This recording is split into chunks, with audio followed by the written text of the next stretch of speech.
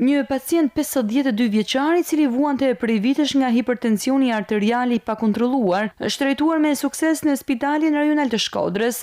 Pas diagnostikimit në stent kritike të arterjes renale të majt, rasti është evidentuar edhe nga Ministria e Shëndetësisë dhe Mbrojtjes Sociale, e cila thekson se stenoza e arterjes renale përbën një nga shkaqet kryesore të hipertensionit renovaskular dhe e kërkon diagnostikim të specializuar, si dhe ndërhyrje të përshtatshme për rikthimin e qarkullimit normal të gjakut. Sipas njoftimit, pacienti u nënshtrua një procedurë të avancuar të angioplastikës endovaskulare, gjatë së cilës u vendos një stent i medikuar. Kjo ndërhyrje bëri të mundur rikthimin e qarkullimit të gjakut në arterien renale, duke krijuar kushte për një kontroll më të mirë të tensionit arterial dhe përmirësimin e ndjeshëm të cilësisë së jetës. Ky intervenim u realizua fal bashkëpunimit të shërbimit të hemodinamikës dhe kirurgjisë vaskulare në Spitalin Rajonal Shkodër, duke theksuar kapacitetet moderne dhe nivelin e lartë profesional të stafit mjekësor. Në këtë ndërhyrje morën pjesë mjekët Gledis Zaimi, Besmir Grishja